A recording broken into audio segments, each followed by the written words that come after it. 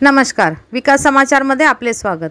दारू न मिळाल्याच्या वादातून मित्रांनी वाढदिवसाच्याच दिवशी चौथ्या मजल्यावरून फेकून दिल्याने 25 वर्षीय तरुणाचा मृत्यू।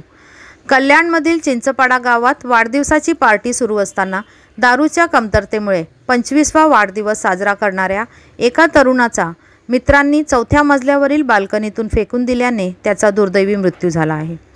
ही घटना 27 जून रोजी घडली होती, ज्यात पीडित कार्तिक वायाळ आणि त्याचे 3 मित्र निलेश क्षीरसागर, सागर काळे आणि धीरज यादव यांचा समावेश होता। रात्री उशिरा दारू संपली तेव्हा हा गट ड्रिंकचा आनंद घेत होता। त्यांच्या मद्यधुंद अवस्थेत दारू न मिळाल्याने वाद सुरू झाला। अपमानास्पद वाटून कार्तिकने निलेशच्या डोक्यावर दारूची बाटली फोडली आणि तिन्ही मित्रांना त्याचे घर सोडण्याची मागणी केल्याने तणाव वाढला। भांडणानंतर कार्तिक त्याच्या बेडरूममध्ये जाऊन झोपला।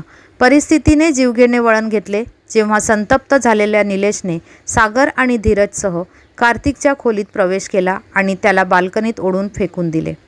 पडल्याने कार्तिकला गंभीर दुखापत झाली असून तो रक्ताच्या थारोळ्यात पडला होता। कार्तिकची प्रकृती लक्षात येताच त्याच्या कुटुंबियांनी पोलिसांना याबाबत माहिती दिली। त्यांच्या कृत्यांवर पांघरूण घालण्याच्या प्रयत्नात 3 मित्रांनी एक कथा रचली आणि दावा केला की कार्तिकच्या बाटलीच्या हल्ल्यात निलेश जखमी झाला होता आणि त्याला रुग्णालयात नेण्यात आले होते। कार्तिक बाल्कनीतून कसा पडला याबद्दल त्यांना काहीच माहिती नसल्याचे त्यांनी सांगितले। तथापि कार्तिकच्या कुटुंबाने पोलिसांनी अधिक तपास करण्याचा आग्रह धरला, ज्यामुळे वाढदिवसाच्या पार्टी दरम्यान घडलेल्या घटनांचा खरा क्रम उघड झाला, असे अहवालात म्हटले आहे। धन्यवाद। वसईहून मी शहनाज शेख, विकास समाचार। चॅनलला लाईक, शेअर, सबस्क्राईब जरूर करा।